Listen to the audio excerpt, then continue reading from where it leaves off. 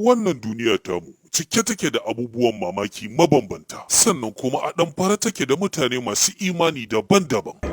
Kowane ɗan adam kuma da akwai abin da ya imani da shi wanda a yaƙininsa shi ne. Shari'a ce tsakanin Kantisaran da kuma Kantisa.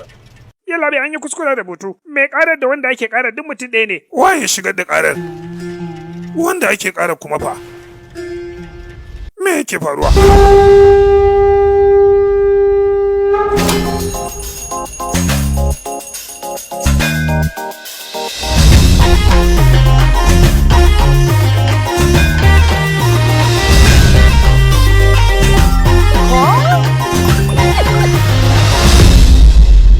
A tunanin kamun wannan al'adar taka shine abin da zai tseratar da kai. Kantije, wannan tsanantawar taka ba tana matuƙar cutar da yaron nan. Mu 'yan gargajiya ne kuma ba za mu taɓa yadda mu saki al'adarmu ba. Ko ma menene zai faru?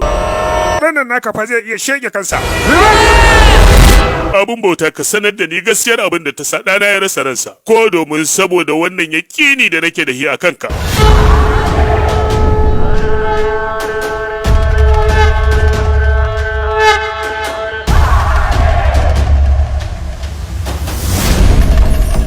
Binciken da muka yi ya tabbatar da cewa tsananin takura ce ta sa ɗansa ya shege kansa. Kai kanka ka yadda da wannan maganar ko malam Ina mai here a wannan magana ƙarya take. Idan baka yadda da maganar ta ba ƙaryata ta zaka yi ba cewa zaka yi kana da ja. To ina da ja. Na iya yin magana. To amma kai ba lauya bane ai. Kana buƙatar lauyan da zai baka kariya. Kana gani dai abun bauta. Wayyo. Sai da na ga mai shan wahala a kansa sai fa da ya kai aji hudu a firamare. Baba ga baki ɗayan abokai na suka ganna harka dariya suke min. Na gama ba shi horo a kan yadda cewa mu ɗin fayan gargajiya ne kuma a kanta ne fa za mu rayu. Bayan duk sati sai na kai shi ruwan ganga ya wanka. Wanka a ruwan ganga ba zai hana kowace iriyar masifa samun sa ba. Kana nufin abin da kake koya masa a gida yafi wanda gwamnati ta tsara a koyar? Ni fa ina neman a yi min adalci akan koma wane ne ya sheke min da. To waye hege yin?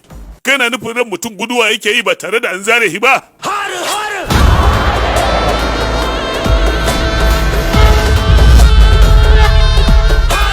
Ka ci gaba da rike abin da kai imani da shi saboda yaƙini da ina imanin da kai da shi dai.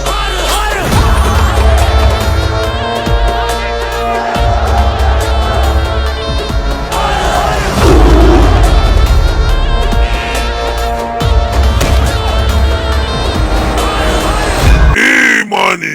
Me ko mun cincin din nan da cijo? Yawa gahi. Yawa, nagode sai an jima. Mai gida kudin fa. Ka rike addu'ar ka kawai ka bani kudi na. Imani.